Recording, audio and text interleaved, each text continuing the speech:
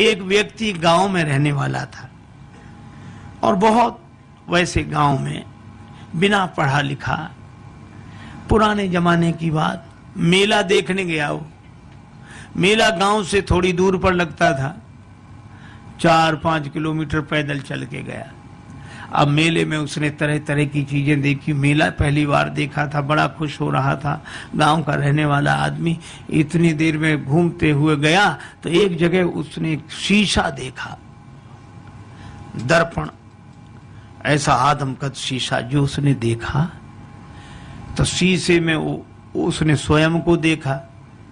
अब वो ये नहीं समझ पावे कि हम ही हैं। और शीशे में जैसे ही इसने देखा तो ये मुस्कुराया और हाथ जोड़ के बोला, भैया राम राम। तो उधर से भी मुस्कुराहट दिखी, भैया राम राम। इसने कहा, वाह वाह, बड़े अच्छे भाई साहब हैं, पहली बार मिलने में भी इतने प्रेम से। अब ये कहे, और भैया सब ठीक है? तो वो भी ऐसे कहे। बस दुकानदार से बोला, ये भाई साहब कितने के दिए?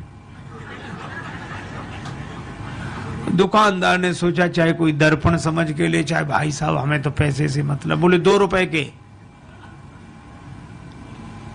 तो मेले के लिए जितना खर्चा लाया था उसने 2 रुपए उसी को दे दिए और दर्पण हाथ में लिया।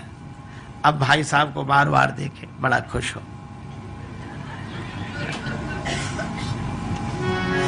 कृषक एक सीसा ले घर आयो, कृषक एक सीसा ले घर आयो, अपनों सो प्रिय साथी पाके हेरी हेरी हर सायो। कृषक एक सीसा ले घर आयो, कृषक एक सीसा ले घर आयो।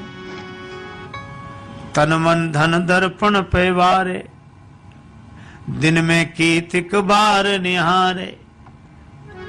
बार बार नतमस्तक है के बैठक में लटकायो। कृषक एक शीशा ले घर, शीशा लेकर आया, बैठक में लटका दिया। अब वो तन मन धन दर्पण पैवारे, दिन में कीतिक बार निहारे, अपनों सो प्रिय साथी पाके हेरे हेरे हर्षाय। अब भीतर पत्नी के पास बैठे और थोड़ी देर में गए, अच्छा 1 मिनट रुको, अभी आया। फिर जाए, और भैया अच्छी तरह हो, बढ़िया है। फिर लौट कर आ जाए और मन में सोचे, बड़े अच्छे भाई साहब हैं, ना खाते हैं ना पीते हैं और हमेशा मुस्कुराते रहते हैं, प्रसन्न रहते हैं, बहुत अच्छे हैं भैया, वाह वाह। फिर जाए और फिर आ जाए। अब दिन में 2-3 बार ऐसे ही करे तो पत्नी को लगा कि पहले तो ये कभी ऐसे जाते नहीं थे, ये जाते कहाँ हैं? ठीक है, ये जब बाजार जाएंगे तब मैं देखूंगी। वो गए कहीं बाहर घूमने, पत्नी गई देखने कि देखूं तो क्या ये बैठक में क्या है जो बार बार। अब पत्नी गई तो वहां तो शीशा था और शीशे में जो पत्नी ने देखा तो उसे अपनी शकल दिखी। पत्नी बड़ी नाराज, अब मैं समझ गई, इसी की वजह से आता है। अब इसने मुक्का ताना, दांत कट गए, चू चू, तो उधर से भी मुक्का ताना, दांत कट गए। बस संभ्रम चली आई घरवारी, सन्मुख सुंदर नारी निहारी। आए गई है सौत हमारी, क्रोध हृदय में छायो। कृषक एक शीशा ले घर आए। अब उसको बड़ा क्रोध हमारी सौत को ले आया है, इसी की वजह से आता है। और बस भाग पड़ी, बस मैं न रहूंगी, विष हो या डूब मरूंगी। विष खा लूंगी, मर जाऊंगी, कुएं में गिर जाऊंगी, बस रहूंगी नहीं, मैं तो अभी जाती हूं, चाहे जो कुछ हो जाए। और रोना शुरू किया तो धाई सास बहू रानी ने कैसो रुदन मचायो। कृषक एक शीशा ले घर आए। उसकी सास दौड़ी, क्या हुआ क्या हुआ, बेटी क्यों रो रही है, बहू क्यों रो रही है? बहू बोली, अपने बेटे की करतूत देखो, बैठक में किसको लाकर बिठाया, और मैं तो रहूंगी नहीं, चली जाऊंगी। और सास बोली नहीं मैं देखती हूँ। अब सास गई और सास ने बैठक में जाके जो दर्पण देखा तो उसे बुढ़िया दिखाई पड़ी। दिखेगी तो सास क्या बोली, अच्छा आप भाई राम राम। वो भी राम राम बोली। क्षमा करना बहू समझ नहीं पाई। फिर बहू को डांट कर बोली, क्या कह रही है तू? बुढ़िया है, वृद्धा माता, हमारी उम्र की है, सेवा के लिए लाया होगा। आई चली सास तत्क्षण में वृद्धा दीख पड़ी दर्पण में। बहू से बोली, अरी बावरी या बुढ़िया पर मेरो लाल लुभायो। कृषक एक शीशा ले घर आए। अब बहू कहे कि नहीं तरुणी है और वृद्धा कहे कि वृद्धा है। अच्छा दर्पण ऐसा जो सामने आ जाए उसी को दिखा दे। बहू सामने जाए तो तरुणी देखो ये बैठी और सास कहे हट मैं देखती हूँ, वो देखे सो वृद्धा दिखे। अब सास बहू का झगड़ा आके ससुर निवारो। ससुर ने कहा क्या है मैं देखता हूं, क्यों ये कलह मचा रखा है। अब ससुर आया, ससुर ने कहा तुम दोनों अलग हो। अब ससुर ने जो देखा दर्पण तो उसे बूढ़ा आदमी दिखाई पड़ा।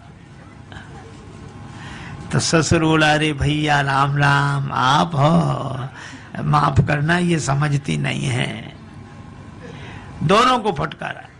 दाढ़ी वालों पुरुष देख के दोनों को फटकारो। ससुर बोला ससुर अरी मूर्खाओ, धर के मानो देह लजाओ, मर न गई तुम नारी पुरुष को भेद समझ ना पायो।